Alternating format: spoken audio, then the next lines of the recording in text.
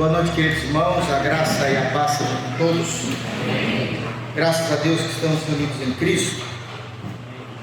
Antes de abrirmos as Escrituras, apenas um recado.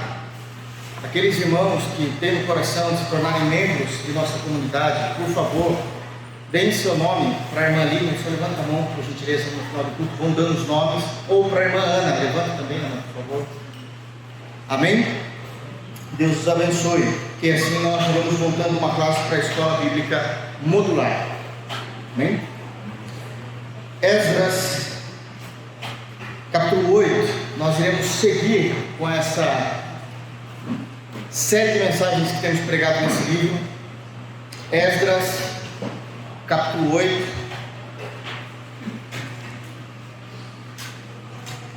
Nós iremos ler hoje, irmãos, dos versículos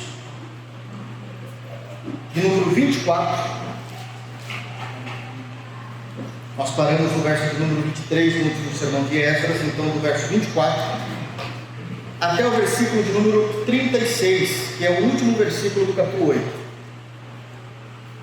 Nós iremos dar uma adiantada para a glória de Deus nesses textos. Amém? Por favor, depois de lerem, deixem suas Bíblias abertas. Existem também alguns textos que nós iremos ler para auxiliar naquilo que iremos falar hoje. Todos acharam? Esdras, capítulo 8, a partir do versículo 24 até o versículo de número 36. Diz assim o texto sagrado, palavras do cronista inspirado, narrando o retorno da Pérsia para Israel, dizendo: então separei 12 dos principais, isto é, Serebias, Asabias e 10 dos seus irmãos. Pesei-lhes a prata e o ouro e os utensílios que eram a contribuição para a casa de nosso Deus, o qual ofereceram o rei, os seus conselheiros, os seus príncipes e todo Israel que se achou ali. Entreguei-lhes nas mãos 650 talentos de prata, e em objetos de prata 100 talentos, além de 100 talentos de ouro, e 20 taças de ouro de 1000 taricos, e 2 objetos de lustroso e fino bronze, tão precioso como ouro. Disse-lhes: vós sois santos ao Senhor, e santos são esses objetos, como também esta prata e este ouro, oferta voluntária ao Senhor, Deus de vossos pais. Vigiai-os e guardai-os até que os peseis na presença dos principais sacerdotes e dos levitas e dos cabeças de família de Israel em Jerusalém, nas câmaras da casa do Senhor. Então receberam os sacerdotes e os levitas o peso de prata, do ouro, dos objetos para trazerem a Jerusalém, a casa de nosso Deus. Partimos do rio Ava no dia 12 do primeiro mês, a fim de irmos para Jerusalém, e a boa mão do nosso Deus estava sobre nós, e livrou-nos das mãos dos inimigos e dos que armavam ciladas pelo caminho. Chegamos a Jerusalém e repousamos ali 3 dias. No 4º dia, pesamos na casa de nosso Deus a prata, o ouro, os objetos, e os entregamos a Meremote, filho do sacerdote Urias. Com ele estava Eleazar, filho de Finéias, e com ele Josabade, filho de Jesuá, e Noadias, filho de Binuí, levitas. Tudo foi contado e pesado, e o peso total imediatamente registrado. Os exilados que vieram do cativeiro ofereceram holocaustos ao Deus de Israel: 12 novilhos por todo Israel, 96 carneiros, 77 cordeiros, e como oferta pelo pecado, 12 bodes, tudo em holocausto ao Senhor. Então deram as ordens do rei aos seus sátrapas e aos governadores deste lado de Eufrates, e estes ajudaram o povo na reconstrução da casa de Deus. Amém. Queridos, feche seus olhos, vamos orar, pedindo graça para que nós possamos entender, compreender, crer no texto. Soberano Senhor, em nome de Jesus, nós nos deleitamos em Ti. O Senhor tem sido o nosso refúgio de geração em geração. Nós cantamos isso, nós vivemos isso, e por isso estamos aqui, Pai, essa noite, para lhe adorar, para lhe bendizer, para aprender da Tua palavra. Fala conosco, Senhor, nos ensina, nos instrui. Por mais que o texto possa ser um texto repetitivo daquilo que já aconteceu na primeira parte do livro, eu sei que ainda há lições a serem tiradas dele. Guarda-nos, Senhor, e nos conduza no poder do Teu Espírito Santo. É assim que nós oramos, no santo nome de Jesus. Amém. Queridos, para os irmãos que já têm acompanhado, já sabem, nós estamos então caminhando para o final do livro de Esdras. E o livro de Esdras ele é dividido em duas principais partes. A primeira parte do capítulo 1 ao capítulo de número 6, onde nós temos a reconstrução do templo. E basicamente aquilo que nós lemos aqui, nós temos isso já na primeira parte do livro. A diferença é que quem estava conduzindo o povo de volta a Jerusalém, naquele momento da primeira parte, nos primeiros capítulos do livro de Esdras, era Zorobabel. Foi falado como é que houve esse retorno do povo de Deus que estava no cativeiro para a sua cidade, a santa cidade, que é Israel, que é chamada no Antigo Testamento de a casa de Deus. Quando começamos a olhar para o capítulo de número 7, entra então o personagem que dá o nome ao livro, e no capítulo 7 nós temos características importantes de uma vida cristã, baseada na vida de Esdras, e no capítulo 8 nós vamos ver não a vida cristã de Esdras, mas a liderança de Esdras, as diferenças e como foi que ele vai pegar 5.000 pessoas, já falamos sobre isso, e retornar com 5.000 pessoas pelo deserto. A caminhada é longa, nós estamos falando de mais ou menos 1.430 quilômetros a pé, com estrada de areia, no calor escaldante que liga a Pérsia, que é mais do extremo oriente, a Jerusalém ou Israel, que está vindo para o centro ali do nosso planeta. Há muita coisa a ser feita. Nós temos pregado e falado no capítulo 7 exatamente aquilo que se refere à liderança da parte de Esdras. Muitas das coisas nós já falamos, muitas lições nós já aprendemos, mas a partir do versículo 24 a narrativa continua. Agora já não há mais a preocupação para que eles possam partir. Até então a grande preocupação é que eles estavam, de acordo com o versículo 15, eles estavam ali perto do rio Ahava, e ali houve alguns contratempos em que Esdras precisou resolver para que eles pudessem ir até Jerusalém, para que eles pudessem ir para Israel. Agora, eles vão partir. E também existe aqui algumas compreensões que nós precisamos entender a respeito da liderança. Eu queria ler com os irmãos novamente o versículo de número 24, para que a gente possa entender o que é que está vendo. É dito assim: então separei 12 dos principais, isto é, Serebias, Asabias e 10 dos seus irmãos. Aqui ele começa a destacar um pouquinho mais da sua liderança. Em primeiro lugar, o que eu já gostaria de citar aqui é que delegar tarefas faz parte de uma boa liderança. Delegar tarefas faz parte de uma boa liderança. Ele vai chamar aqueles sacerdotes que vieram depois que ele foi pedir dentro de Israel, dentro da Pérsia, homens que não queriam voltar com eles. É dito que no versículo 18, que nós já pregamos na semana passada, que muitos dos irmãos vieram com eles, trouxeram em segunda a boa mão do Senhor sobre nós, o irmão Esabe, dos filhos de Mali, filho de Levi, filho de Israel, as famílias Serebias, com seus filhos e irmãos. 18, depois ele fala mais Asabias e com eles Jesaías, dos filhos de Merari, com seus irmãos e os filhos deles, 20. E depois termina no versículo 20, na parte final do versículo 20, dizendo que mais os levitas, 220. Muitos homens que não iriam retornar, decidiram agora retornar com ele. E ele vai começar a delegar tarefa. De todos esses que estão diante dele agora, cerca de 250 pessoas, 260 pessoas, ele vai destacar 12 pessoas. 12 pessoas. Prestem atenção no que ele está fazendo na liderança.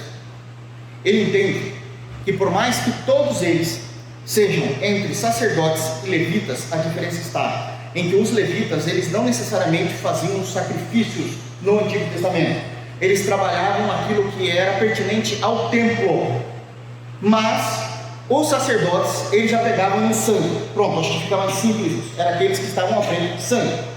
Muitos homens foram trazidos de acordo com o texto da última vez que nós pregamos, mas uma coisa que ele entende é que precisa sempre haver uma liderança. Se não houver uma liderança para todo esse grupo de pessoas, vai haver bagunça, não vai sair como deveria sair. Então ele vai destacar aqui 12 homens, e ele vai delegar autoridade a esses 12 homens, é o que está sendo dito no versículo 24, para comandar todo o povo que, abre aspas, não seria civil, mas seria um povo que trabalhava no templo, aquele grupo que trabalhava no templo. Mas o texto também não diz apenas isso. No versículo 24, existe algo que às vezes incomoda um pouco os cristãos, porque a gente lê sem perceber isso. Dos 12 homens, dos 12 principais que ele chama, ele nomeia 2 principais. Ele está falando de Serebias e Asabias. Ainda dos 12, que estão no controle de tudo agora ali, sendo delegado a autoridade a eles, existem 2 que ele vai destacar para que ele possa trabalhar com eles, e sempre falando com eles primeiramente, ao invés de ficar falando com todos os outros.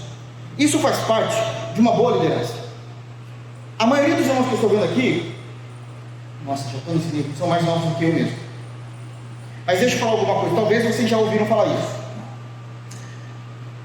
Até mais ou menos a década de 10 do presente século, até 2000, não vou achar que acho que é 2010, acho que até 2005, isso eu me lembro. Por incrível que pareça, as faculdades de administração do nosso país, eles ministravam, obviamente que não teologicamente, mas a nível de liderança, Esdras e Neemias. Estava isso incluso nos cursos de administração de empresas. Não sei se algum irmão se lembra disso, ou já ouviu falar disso. Eu tive o prazer de viver essa época, onde eles falavam como grandes líderes o que é que eles faziam. E eles conseguiam destacar exatamente essas observações a respeito do que esses judeus faziam. Sempre olham para Esdras e Neemias como os judeus, eles generalizam. Então, os judeus, como os judeus faziam, como é que eles conseguiam alcançar os seus objetivos. Um dos pontos que eles sempre falavam era exatamente sobre isso, como ele conseguia delegar a autoridade, e ainda delegando a autoridade a pessoas específicas, ele separa pessoas para dar mais próximas com ele. Aqui seria Serebias e Asabias. Isso é um ponto de liderança que precisamos muitas vezes ter em nossas vidas. Precisamos entender em vários contextos daquilo que nós vivemos, porque muitos de vocês podem estar de alguma forma exercendo o papel de liderança dentro do contexto em que vocês vivem,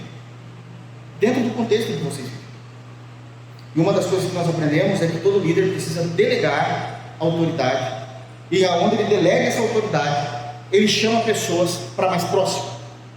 Isso não deve também trazer uma certa inquietação. Sabe quem fez isso no Novo Testamento? Jesus. No meio de toda a multidão, Mateus capítulo 10 é dito que Jesus chama 12 apóstolos. Nem todos, aliás, nenhum deles estava preparado para o ofício. Eu me lembro quando nós pregamos em Mateus 10, e uma das coisas que nós aprendemos é que nem sempre nós temos todos os recursos necessários em nossas mãos. Qualquer um de nós, sem dúvida alguma, reprovaríamos os apóstolos à primeira vista. Pedro é o nosso reflexo. Uma hora está na glória, uma hora está no inferno. Uma hora é santo demais, outra hora quer matar todo mundo. Felipe, aquele que despreza. Jesus falava e dizia assim: tá bom, já ouvimos, podemos passar para outra hora. João, querendo sempre o tempo todo clamar para que Deus viesse com fogo do céu. Obviamente que foram se aperfeiçoando. Mas dentre os 12 apóstolos, ainda há 3 que Jesus tinha mais intimidade: Pedro, Tiago e João. E não acho que isso vem por causa da música não, do Pedro, Tiago e João no barquinho. Quando nós lemos Mateus capítulo 17, Jesus estava com os 12, e Jesus diz que ele toma Pedro e os irmãos Tiago e João para subirem com ele para orar. Ele não chama todos, ele destaca homens específicos para trazer para perto dele. Isso é liderança. Isso é liderança. Bom, qual é o crivo que ele fez, visto que os apóstolos estavam basicamente tudo dentro daquela mesma compreensão de santidade atual da vida deles, a maneira como eles viviam o ministério, a maneira como eles olhavam para o ministério? É a maneira com que ele de fato confiava nessas pessoas. A maneira como ele confiava em João era uma maneira tão clara que João dormia no peito de Jesus. Para vocês terem uma ideia, isso era muito claro, muito claro. Pedro, ele era aquele que era o mais nervoso da turma. mas ele fazia acontecer as coisas. Ele fazia. Então ele vai chamar para esse lado. Mas não é só Jesus que faz isso no Novo Testamento. Sabe quem também entende essa questão de liderança e destaca pessoas para estar perto dele, mas dessas pessoas ele seleciona uma? O apóstolo Paulo. Ele fez isso com Timóteo. Abram por favor a Bíblia em Filipenses. Filipenses capítulo 2.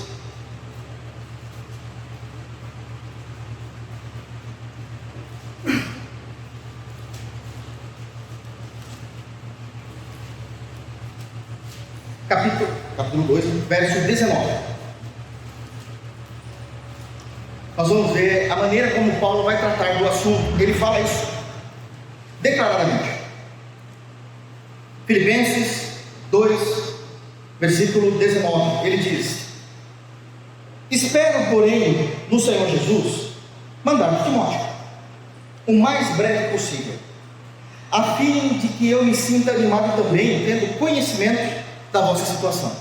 O que é que Paulo está fazendo? Destacando Timóteo, mandando Timóteo para a igreja de Filipe, mandando Timóteo saber o que está acontecendo na igreja de Filipe, e Timóteo deveria retornar ao apóstolo, que nessa altura, Filipenses dá uma carta da prisão. Paulo está escrevendo essa carta da prisão já, da sua primeira prisão. Então ele volta para falar sobre o que estava acontecendo na igreja de Filipe. Mas por que Timóteo? Esse é um ponto importante. Porque existiam pelo menos 4 pessoas que Paulo tinha destacado para andar do lado dele. Primeiro Timóteo, obviamente aqui já temos aqui. Tito, que foi pastor na ilha de Creta.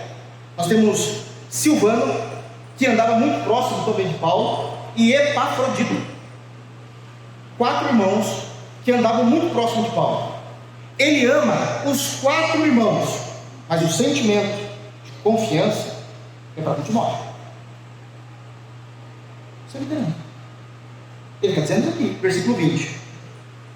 Porque, ele então está mandando Timóteo, versículo 20. Porque a ninguém tenha de igual sentimento que sinceramente cuide dos vossos interesses, pois todos eles buscam o que é seu próprio e não o que é de Cristo Jesus. Ele consegue delegar, consegue separar, e dentro daquele grupo maior ou menor, ainda ele tira uma pessoa específica. Porque existe um sentimento de Paulo. Ele está falando: esse é o meu filho. Eu conheço Timóteo. Eu sei até onde eu consigo ir com ele. Eu sei como eu posso caminhar com ele. Isso daqui é importantíssimo. Faz parte da liderança. Então, delegar a autoridade, saber a quem você delega, isso faz parte de uma liderança baseada nas Escrituras, faz parte de uma boa liderança ensinada pelo Senhor. Vamos voltar lá no livro de Esdras para continuar. Aqui então ele vai no verso 24, ele destaca Serebias e Asabias. Ele já coloca inclusive Serebias e Asabias como cabeça do povo, já desde o versículo 18, como no versículo 19. Aí agora eu quero andar com os irmãos do versículo, como ele é repetitivo esse texto, eu quero destacar outras informações então aqui, do verso 25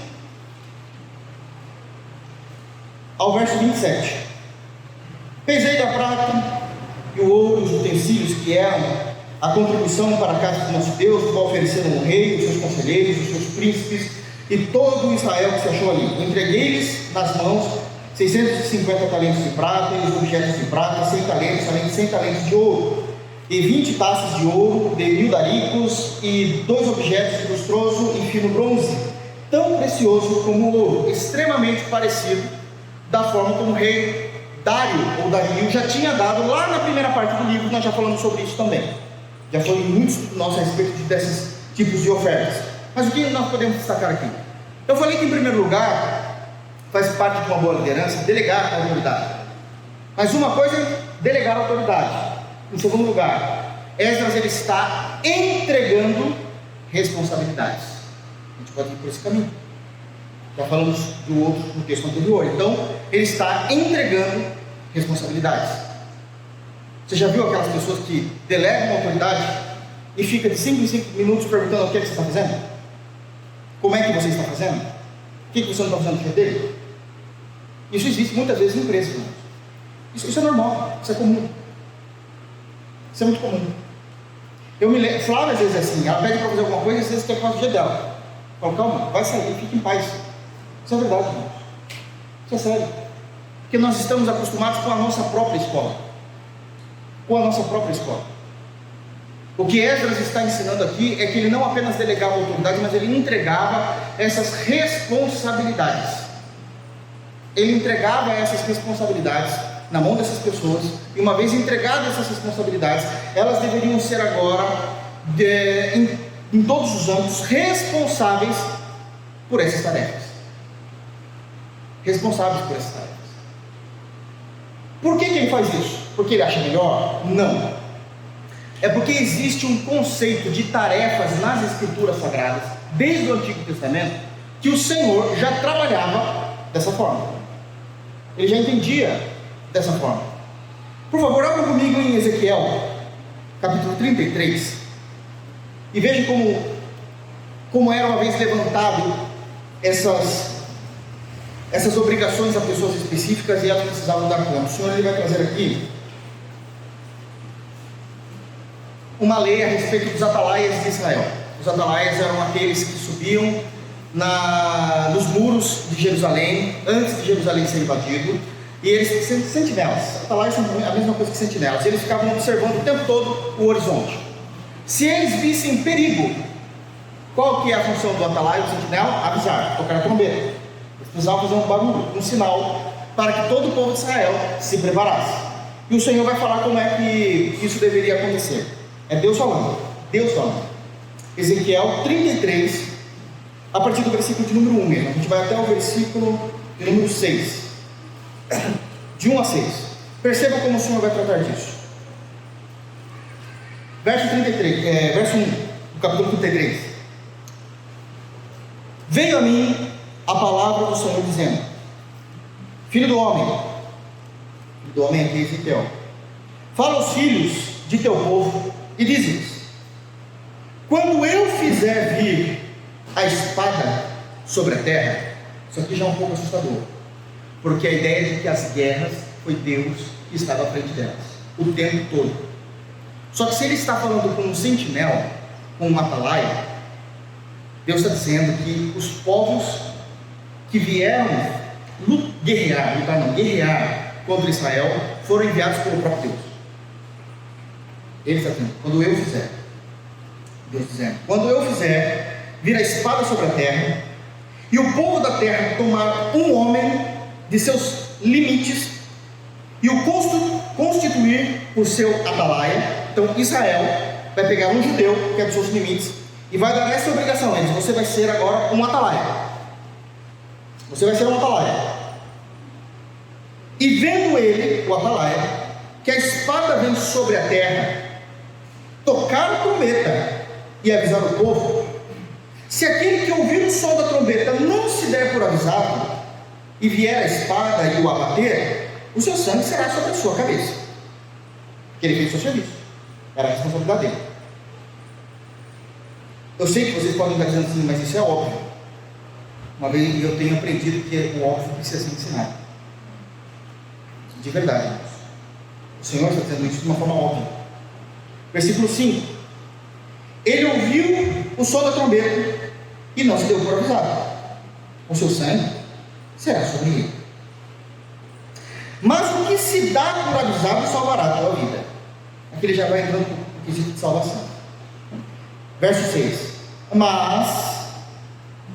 mas se o atalaia vir que vem a espada e não tocar a trombeta e não for avisado o povo, se a espada vier e abater uma vida dentre eles, este foi abatido na sua iniquidade, mas o seu sangue demandarei do atalaia.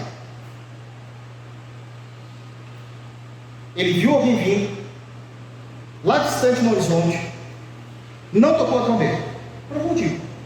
Ele não quis fazer isso, não tocou a trombeta. Não era a responsabilidade dele? Era. Então ele morre, porque o sangue vai vir do atalaia. Percebem a diferença entre delegar a autoridade e entregar responsabilidades? São duas coisas que andam muito juntas no princípio de liderança, mas isso traz informações consistentes daquilo que Esdras está fazendo e como ele está tomando as decisões para que ele possa subir com as 5.000 pessoas de volta a Jerusalém. É algo que precisa ser muito bem falado, muito bem explicado, e Esdras está trabalhando dentro desse contexto. E ele pega essas informações, obviamente que da lei, sabendo que é dessa forma. Se foi delegado, ok, eu já sei o que eu preciso fazer, mas essa é a tarefa. Porque nem tudo que nos é delegado tem uma tarefa específica, irmãos. Tem várias tarefas envolvidas nesse pacote. No caso desse homem era atalaia, no caso desses homens era guardar aquilo que era as ofertas. Em Esdras era como eram as ofertas. Mas ele continua, e ele vai para um outro nível de informação. Vamos lá? Voltando para Esdras, por favor. Verso de número 28.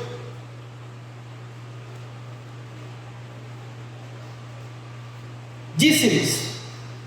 Então ele pega aqueles valores das ofertas, que já não é mais Dario que deu, obviamente, já é Artaxerxes, e ele diz: disse-lhes, verso 28 e 29, por favor. Presta atenção. Vós sois santos ao Senhor, e santos são esses objetos. E aí ele vai explicar quais objetos, como também esta prata, este ouro, oferta voluntária ao Senhor Deus de vossos pais. Vigiai e guardai-os, até que os peseis na presença dos principais sacerdotes, dos levitas, dos cabeças de família de Israel, em Jerusalém, nas câmeras da casa do Senhor. Tudo que ele está falando aqui nos versos 28 e 29 se refere ao seu primeiro anúncio. Disse-lhes: vós sois santos ao Senhor, e santos são esses objetos. E ele descreve esses objetos. E aqui nós temos uma outra informação daquilo que Esdras traz na liderança. Não naquilo que é secular, prestem atenção. Não naquilo que é secular, mas naquilo que é de Deus. Ele está destacando aqui homens santos para tarefas santas. Porque para Esdras não importa qual é a tarefa. A tarefa é para Deus. Se é para Deus, logo é santo. Homens santos para tarefas santas. E isso aqui é uma informação extremamente peculiar. Extremamente peculiar. Por que peculiar? Porque a ênfase desses dois versículos recai exatamente no pensamento judaico-cristão do que é de fato santo para Deus. Do que é de fato santo para Deus. Deus nunca disse que o ouro e a prata em si eram santos. Tem valores monetários, mas não eram santos. Mas Esdras, ele entende que é. Não porque é o ouro, a prata, ou o que fossem os objetos ali, mas porque era para Deus. E é exatamente esse um dos gritos da reforma protestante. Aqui eu preciso trabalhar muito com vocês isso. Esse é um dos gritos da reforma protestante, que é o quê? A teologia reformada, ela não entende, ela não defende que há uma divisão entre aquilo que é sagrado e secular. Não há essa divisão. Não há essa divisão. Para a teologia reformada, para os reformadores, e Esdras, sendo um sacerdote, um líder civil, subindo para Jerusalém, ele diz a mesma coisa. Olha, vocês são homens santos, mas isso aqui também se tornou santo. Mas não veio de Artaxerxes, que é ímpio? Veio. Então por que é santo? Porque agora é de Deus. Não importa o que, é de Deus. É santo, é um trabalho santo. Porque não há diferença entre aquilo que é sagrado e secular. Abre parênteses. Não confunda o que eu estou falando entre o que é sagrado e profano. Secular é aquilo que nós temos como recursos em nossas vidas diárias e que em nada transgride as normas de Deus, porém também não tem nada a ver diretamente com Deus. Não tem nada a ver com os mandamentos de Deus, mas também não transgride, é secular. Profano é aquilo que transgride a lei de Deus. De novo, para nós reformados, não há diferença entre o sagrado e aquilo que é secular. Mas sim, há diferença para nós, porque a Bíblia nos mostra diferença entre aquilo que é sagrado e profano. Deixa eu explicar isso melhor com base bíblica. Levítico, capítulo 10.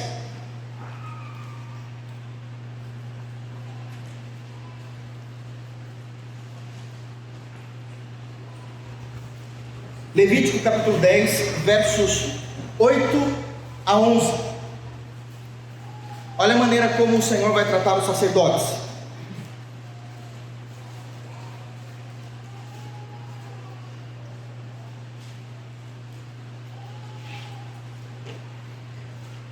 Fica mais fácil de entender quando os irmãos já têm uma noção de aliancismo. Como é que a gente lida com o Antigo e com o Novo Testamento? Meu Deus. Permitindo Deus, quando eu terminar Esdras, ao invés de eu fazer uma exposição de um outro livro, se Deus permitir, eu vou fazer algumas pregações aqui sobre teologia do pacto. Eu acho que vai ficar mais fácil, porque agora vocês talvez consigam entender a relação que há entre o Antigo e o Novo Testamento. Por que essa é uma preocupação minha? Porque, falando agora no popular e sem entrar em nomes e vertentes teológicas, de verdade, a grande maioria dos cristãos entendem que todo o Antigo Testamento caiu em desuso. O consciente coletivo da igreja, em muitos lugares espalhados, entendem que o Antigo Testamento caiu em desuso. E isso é um erro. Quando Deus disse que muitas das coisas, no Antigo Testamento usava essa terminologia, e isso será um mandamento ou uma aliança perpétua. Perpétua não é até Jesus. Perpétua tem validade até o fim de todas as coisas. Isso é muito importante. Então nós entendemos quando é que coisas do Antigo Testamento nós conseguimos entender que já não existe mais essa aplicação, e quais as outras e todas as outras que existem. Esse é um ponto. Deixa eu ler e explico, acho que fica mais fácil. Olha só, verso 8, Levítico 10, 8. Novamente o Senhor Jeová falando. Falou também o Senhor a Arão, dizendo, então peraí, vamos lá, quem é Arão? Isso aqui é importante, doutrina. Arão, irmão de Moisés, ok, mas ele foi o primeiro sumo sacerdote, ou seja, existiam sacerdotes, existia um chefe deles, que é o sumo sacerdote, ok? A palavra sumo no hebraico é o equivalente ao arqui no grego, arqui-inimigo. Eu tenho vários inimigos, eu tenho um arqui-inimigo, é o maior dos meus inimigos, é a mesma coisa, falando de posição. Então ele era o sumo sacerdote diante de Deus. Falou também o Senhor a Arão dizendo, olha que interessante, porque a Bíblia não condena o que Deus vai falar aqui, mas Deus está condenando nesse momento específico. Vinho ou bebida forte, tu e teus filhos, esses teus filhos nós precisamos entender como os sacerdotes que estão trabalhando com o pai, os filhos de Arão. Não bebereis quando entrardes na tenda da congregação, para que não morrais. Estatuto perpétuo será isso entre as vossas gerações, para fazeres a diferença entre o santo e o profano, entre o imundo e o limpo, e para ensinardes, ou seja, ensinar isso aqui que eu estou acabando de dizer, aos filhos de Israel, todos os estatutos que o Senhor lhe tem falado por intermédio de Moisés. Nós já pregamos aqui e já defendemos isso biblicamente, e falo isso com muito cuidado, para que as pessoas não deturpem aquilo que eu estou falando. Não é pecado o crente em Jesus ingerir bebida alcoólica, desde que essa bebida alcoólica não faça nenhuma alteração no seu organismo. O livro de Provérbios diz que se alguém olhar para uma taça de vinho e naquela taça de vinho ele ver um vermelho muito chamativo, não beba. O problema não é a cor do vinho, o problema é que você está pensando naquele vinho, como é que você vai usar aquele vinho.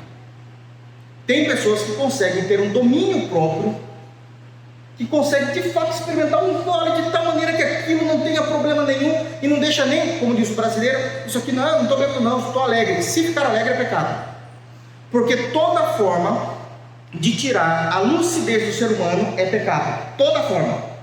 Então tem que ser um domínio próprio e saber de fato como utilizar isso. Pastor, já tive problemas com bebida no passado, então não tome. Isso vai ser um gatilho para a tua queda. Não tome. Simples assim. Pastor, o senhor consome algum tipo de bebida alcoólica? Nenhuma, por opção.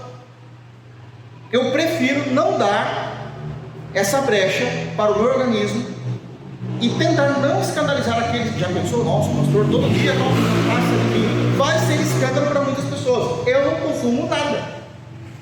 Não consumo nada. Então isso tem que ser muito claro. Só que nesse texto, o Senhor está dizendo que se os sacerdotes tomassem, isso era profano. Aí você fala, não pode. Não é proibido, mas os sacerdotes, quando eles fossem trabalhar para o reino, entrar na tenda da congregação para trabalhar ao Senhor, isso seria profano? Pois é. É como Deus está falando. São várias regrinhas, né? Daí seria. Paulo, da onde ele tira a ilustração em Efésios capítulo 5, quando ele vai falar de nós termos uma vida extremamente santa e não ter uma vida profana? Ele fala assim, enchei-vos do Espírito. E ele continua o versículo dizendo o quê? E não cometeis pecado. Que esse seria o mais lógico. Ser santo e cometer pecado. São dois antagonismos aqui diante de nós. Mas ele não usa essa metáfora. Ele fala, vocês precisam se encher do Espírito e não vos embriagueis com vinho. Aí você fala, mas parece que uma coisa não tem nada a ver com a outra. Não vos embriagueis com vinho, vai ser cheios do Espírito Santo. Por que ele está fazendo isso? Porque ele está trazendo isso da lei. Que para o cristão não é pecado. Mas se você quer ser um homem cheio do Espírito, como é cheio do Espírito, você se abstém. É isso que ele está dizendo. Isso é interessante, né? Você quer ver também? No Antigo Testamento, isso já não existe mais, essa lei. A lei do nazireado. A primeira coisa que foi Jesus que apareceu a Manoá em Gênesis 13, antes da encarnação para o pai de Sansão, Manoá. Ele vai falar o seguinte, eu vou dar um filho a vocês, o seu filho será cheio do Espírito Santo, ele não provará de nenhuma bebida forte.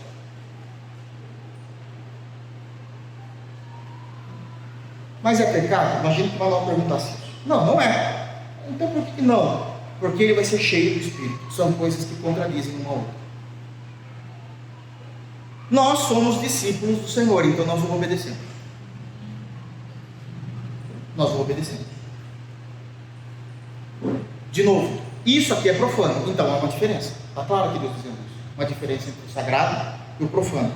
Mas não há diferença, voltando para Éfeso, por favor, não há diferença entre aquilo que é santo e secular. Não há essa diferença. Não há essa diferença. Então o que é secular? É tudo aquilo que não é utilizado diretamente no reino de Deus, pode ser utilizado em qualquer outras instâncias, mas que isso não transgride o reino de Deus. Em outras palavras, dando um exemplo, não importa de qual marca ou qual marca é o seu carro, qual é o fabricante, qual é o modelo, isso é secular. Mas uma vez que você é crente, isso passa a ser santo também. Você sabe como utilizar aquilo para a glória de Deus. Para a glória de Deus. Esse é um assunto tão discutido na igreja, na história, que certa vez Lutero estava pregando sobre esse texto. E enquanto Lutero estava pregando sobre esse texto, os irmãos estavam ouvindo, estavam tentando processar essas informações. Era muito difícil, porque a igreja católica sempre trouxe muito essa separação. Alguns evangélicos hoje fazem muito essa separação entre aquilo que é profano, entre aquilo que é sagrado e secular, mas os reformadores já davam esse grito dizendo que não era assim. E alguém uma vez disse assim, mas Lutero, é difícil a gente fazer tudo pensando que é sagrado. E é mesmo, irmãos, porque Paulo disse em 1 Coríntios 10:31, quer comais, quer bebais, a gente faz para a glória de Deus. Então nisso não há separação mesmo. Aí um irmão se levantou e disse assim: mas Lutero, ele foi sincero, né? Explica uma coisa: como é que um sapateiro pode trabalhar para a glória de Deus? Como é que a gente faz isso, ser santo? Possivelmente seu irmão era sapateiro, né? E a resposta de Lutero foi simples: produza bons sapatos e venda-o por um preço justo. Isso é para a glória de Deus. Entende? O sapato não tem uma inferência direta no reino de Deus, não tem uma inferência direta, mas o fato daquele cristão fazer um bom sapato de qualidade, que é assim que o cristão vê, isso já é para a glória de Deus, e vender ele por um preço justo, não abusivo, também é para a glória de Deus. Essa é uma das melhores explicações que eu já vi, a de Lutero: faça um bom sapato e venda-o por um preço justo. Amém? Continuando, voltando lá em Esdras, verso de número 30. Então receberam os sacerdotes e os levitas o peso de prata, do ouro e dos objetos para trazerem a Jerusalém, a casa de nosso Deus. Uma vez entregue, a outra lição, uma vez entregue então essas obrigações, assim elas devem ser feitas. Agora deixa eu destacar um ponto aqui que é importante no versículo 30. Quando nós falamos das nossas obrigações no reino de Deus, nós podemos escalar elas em pelo menos 3 subdivisões. Podemos dividir elas em 3 para entendermos. Existem obrigações que elas são por um período indeterminado. Deixa eu explicar. Quando o Senhor chama alguém ao ministério, seja principalmente aqueles ministérios de Efésios 4, aquilo era por tempo indeterminado, era até o final da vida. Paulo vai dizer em Romanos capítulo 11 que os dons e as vocações de Deus são irrevogáveis. Irrevogáveis. Então, era para toda a vida.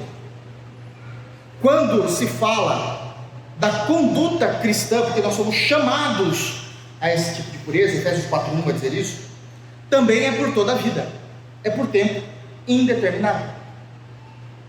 Mas existem obrigações no reino de Deus que são obrigações, falando no termo bíblico, por turnos, trazendo para a nossa realidade, por escala.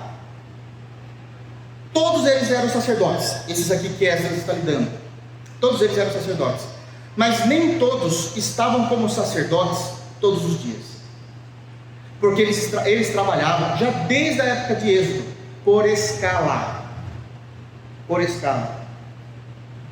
Então a gente sabe que talvez naquele sábado, naquele Shabat, aquele que era sacerdote não estava exercendo absolutamente nada disso, porque não era a escala dele. Não era a escala dele. Então não era o tempo todo direto até o final da vida.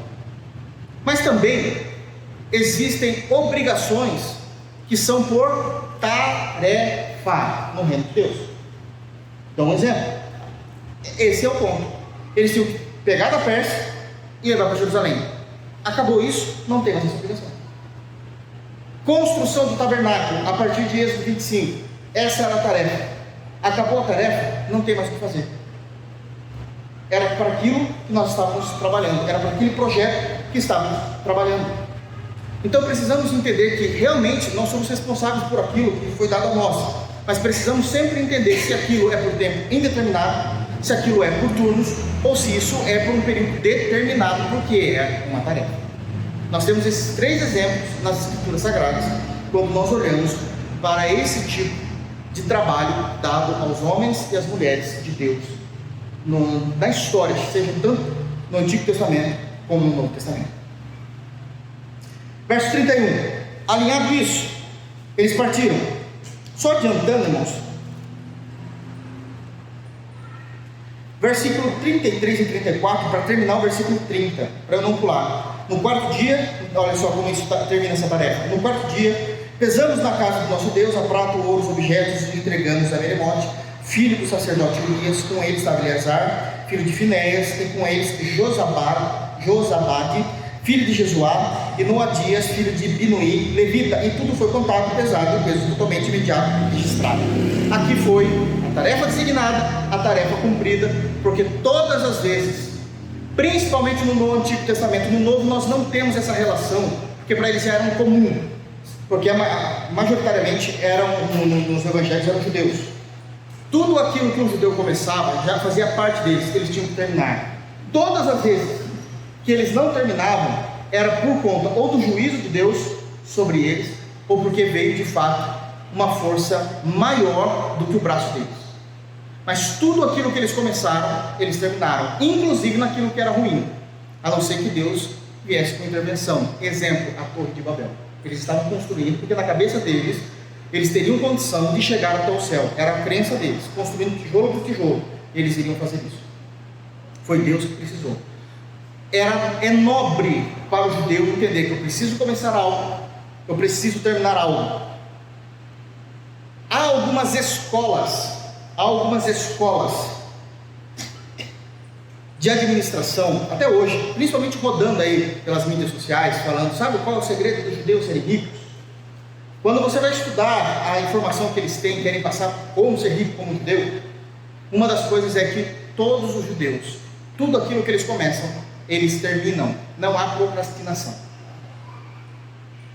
Não há procrastinação. Então isso sempre foi visto como algo nobre da parte dos judeus. Eu sei que a Bíblia está falando dos judeus, mas existem outras civilizações aqui atuais que também são muito ordeiras com relação a isso. Eu tenho que destacar, por exemplo, o Japão. É um absurdo. Tudo aquilo que eles pegam para fazer, eles vão até o final. Os alemães, tudo aquilo que eles pegam para fazer, eles vão até o final. E por último, o mais recente no sentido desenvolvimento tecnológico, a Coreia do Sul. É um absurdo a maneira como a Coreia do Sul, eles entenderam isso após a Segunda Guerra, e eles se distanciaram da Coreia do Norte, depois da Guerra da Coreia, inclusive, quando houve a divisão. Mas por que a Coreia do Sul se desenvolveu muito? Porque a visão que eles tiveram após as guerras, isso mesmo, eles entenderam que todos eles tinham seu compromisso com a nação, com a pátria, e tudo aquilo que eles começavam a fazer, e todos eles, individualmente, precisavam terminar aquilo que foi dado a eles. Isso faz a nação crescer, né? A força de trabalho faz a nação crescer, então isso é óbvio. Entendemos como isso é um princípio maravilhoso que as Escrituras nos ensinam. Então, só para a gente conseguir encerrar o 30 com o 33 e o 34. Mas, voltando para o 31, vai começar então a caminhada. E olha só o que é dito. E aqui é algo de Deus para nossas vidas também. Partimos do rio Ahava, no dia 12 do primeiro mês, mesma coisa, repetitivo, né? A fim de irmos para Jerusalém. E a boa mão do nosso Deus estava sobre nós. Aqui agora tem um acréscimo. E livrou-nos das mãos dos inimigos e dos que armavam ciladas pelo caminho. E aqui nós temos uma outra lição impressionante. O Deus que nos livra do mal. O Deus que nos livra do mal. Nós não temos nenhuma fonte histórica, nem na Bíblia, nem extra-bíblica, de que esses 3 retornos do povo de Deus, da Pérsia, antiga Babilônia, para Israel, eles sofreram ataques. Não há nenhuma informação de que eles sofreram. Se eles sofressem, com certeza os cronistas eles iriam escrever, porque é a função do cronista, escrever os detalhes da narrativa. E não há livros históricos. Eu posso citar aqui Flávio Joséfos, que já era dessa época, desse período, não vai narrar isso daí. Quando ele vai pegar o seu tomo 2 e 3 ali, que ele vai falar do retorno de Israel, da Pérsia para Israel, também não há nada. É um historiador, e ele não fala absolutamente nada sobre nenhum ataque. Só que o texto está dizendo que existiam ataques iminentes, preparados, inclusive ciladas, está no texto, ciladas, mas elas não aconteceram. E elas não aconteceram porque Deus era com o seu povo. Aliás, isso é uma das coisas que nós precisamos sempre colocar a Deus em oração, que é agradecendo ao Senhor pelos livramentos que nós não sabemos. Um livramento tamanho no Novo Testamento é quando Pedro está se engrandecendo diante de Jesus, que ele ia fazer acontecer, que ele era e tal. E em Lucas 22, Jesus diz: Pedro, para. Porque o diabo, Satanás, pediu para cirandar você como trigo. Talvez isso não faça muito sentido para nós, mas depois de colhido mesmo, o trigo, ele passava por aquele processo para virar farinha, e você tem que cirandar, peneirar o trigo, jogando o trigo para um lado, para o outro, para cima tal, para que ele tenha a leveza suficiente para você usar lá na sua culinária. E era isso que o diabo queria fazer com você. E Jesus diz uma palavra maravilhosa: e eu o impedi. E eu o impedi. Se Jesus não tivesse falado isso a Pedro, Pedro jamais saberia desse livramento. Todos os dias, de alguma forma, o Senhor nos livra de algo. O Senhor nos livra do mal e nós não sabemos. Mas o Senhor é conosco. O Senhor é por nós.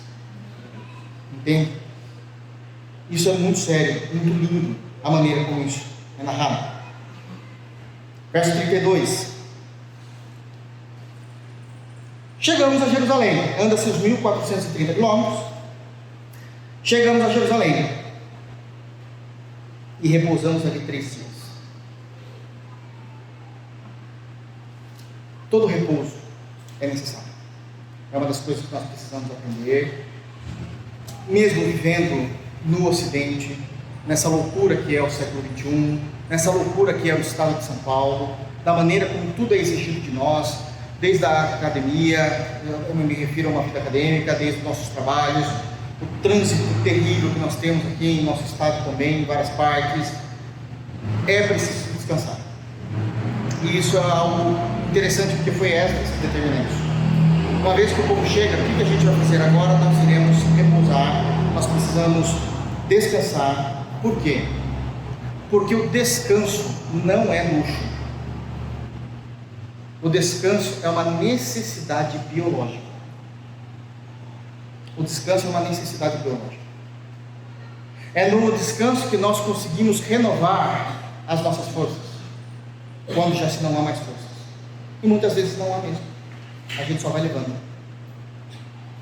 A gente vai levando e a gente se perde disso. Eu me coloco nisso também. Mas às vezes é necessário a gente renovar as forças que nós temos para continuar aquilo que Deus nos deu. E muitas das vezes nós pecamos nisso. Muitas das vezes. É no repouso que nós temos que revigorar os nossos ânimos. Porque às vezes o nosso cansaço não é um cansaço físico. Renovar as forças de fato é. A pessoa está cansada. Mas revigorar o ânimo não tem nada a ver mais com o corpo físico, mas tem a ver com a mente. E precisamos revigorar o nosso ânimo. Nosso ânimo. O ânimo, ele é o agente motivador do ser. Se nós não tivermos ânimo e isso revigorado, a gente não vai realizar a obra de Deus como deveria. Então precisa descansar. É no repouso que a gente vai realinhar as nossas prioridades.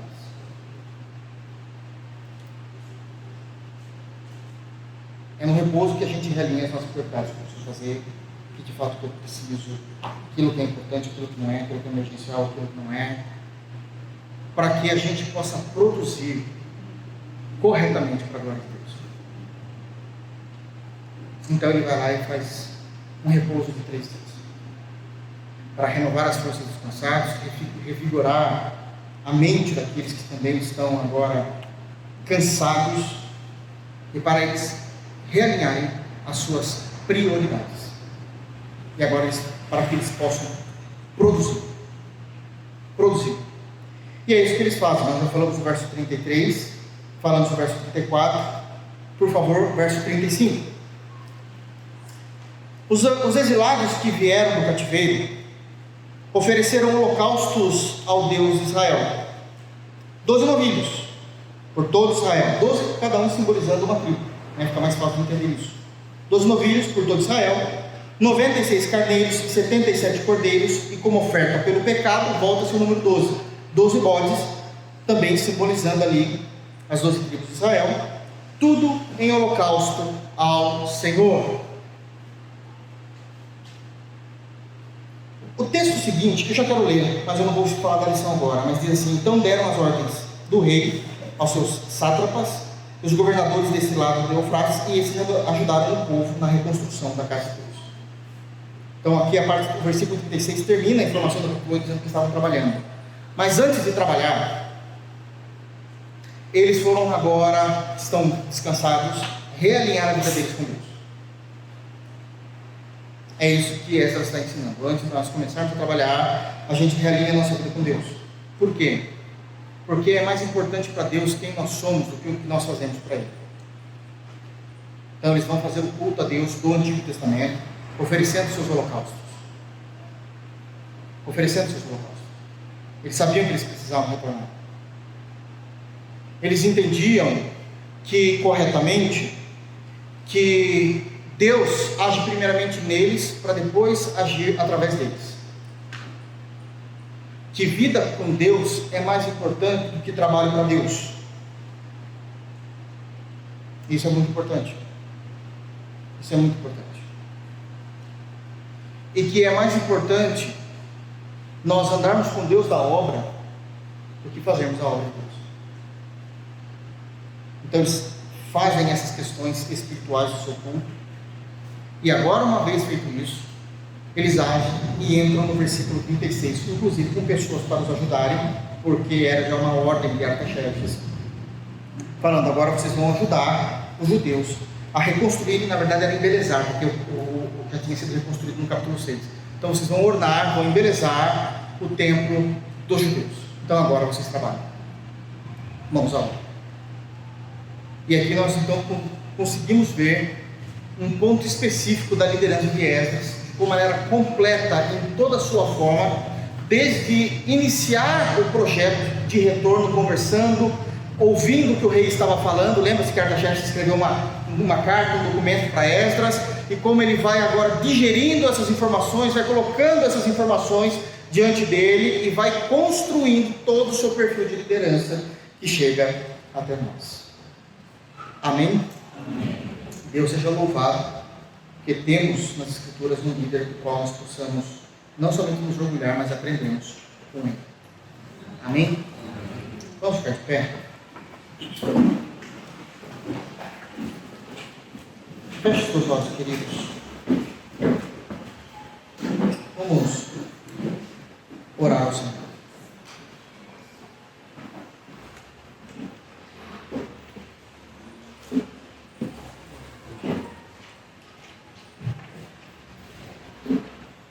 Pai, santo e eterno Deus, em bendito nome do Senhor Jesus Cristo, teu Filho amado, nós te agradecemos pela sua palavra,